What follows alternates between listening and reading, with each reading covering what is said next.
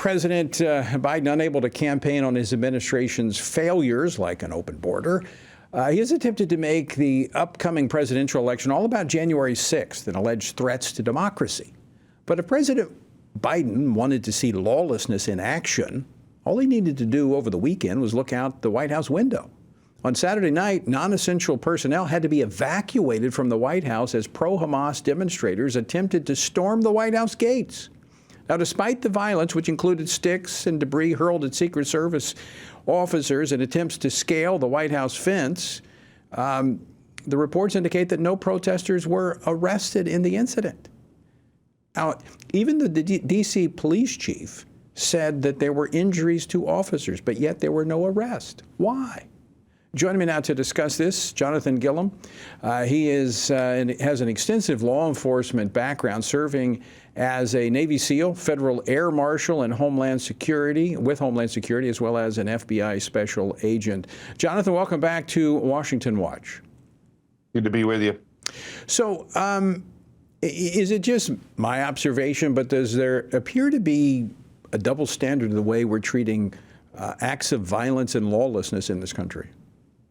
Well, there's a double standard in law enforcement at the highest levels, I think, is when you look at the officers that were on the ground, they're facing these threats, no matter who the threat comes from.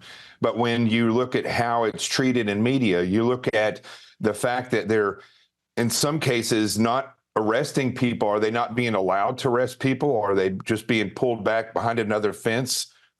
D.C. is a leftist community. It's a far leftist community.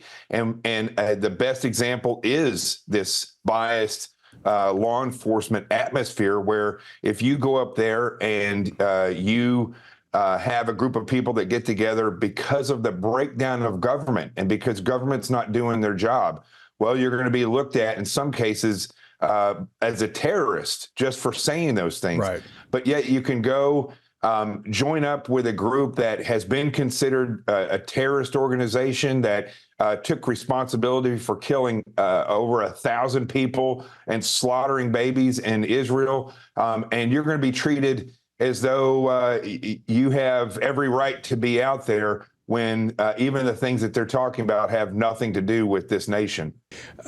Jonathan, that's a good distinction to make, and I appreciate you bringing that up. I have 2 adult children that are in law enforcement.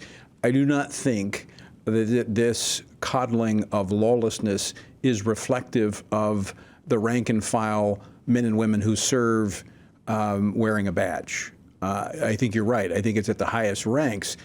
But have you heard that from formerly you've been in federal law enforcement? What are you hearing from those that you've worked with in the past? Is this administration throttling back law enforcement from enforcing the law when it is politically correct? It is the politically correct, the leftist crowd doing it. We have to look at from the top down. And so I think the violence in Chicago is a perfect example. The leftists get into power, and it's not just that they're a mayor or a governor, which is the case in Illinois, but they're also prosecutors, they're chiefs of police, or they're high-ranking officials in the police department. And so when they take their activism into a part of the government, and then they stack the ranks with those activists, what ends up happening is that, first off, you have a breakdown in policy. Then you have a changing of the laws where law enforcement can't even do their job. But here's where they get us with the long term, and where they do affect the rank and file, is that long ago, especially in the federal government, they started changing how they recruit, who they recruit, the way the commercials are aimed. And so the people that you have now in the rank and file are a mix of good Americans who want to serve their country, and then activists who serve an ideology. And that's the scary part for people like your 2 children that are on the job. We've seen the same thing in the military. It's very similar to this. At a certain point, you hit a tipping point, and then you have widespread lawlessness, which then leads to tyranny. Right. Right. And that's exactly how this happens. And it happens very quickly. I mean, the buildup has been very slow. But when you showed that video there just a minute ago, people have to realize the individuals that they showed up against that fence are American citizens, and they're interspersed with some professional activists. But these aren't minorities that came over the border and all of a sudden became activists. Some of them may be, but you're looking at people right there that are Americans who grew up in a neighborhood, in a home. And on the other side of that fence, you have people making policy that are allowing these people to do these things and get away with it. And that's a scary thought. It is, Jonathan, but it's also a frustrating thought when you still have the same agencies pursuing people who were at the Capitol on January the 6th, still tracking them down for trespassing. But here you have people trying to scale the fences, injuring police officers, and it's crickets. Right, and not only that, but they're making threats. There was another rally where they're wanting to normalize killing in the name of whatever their cause was. Yeah. I think that one did get shut down.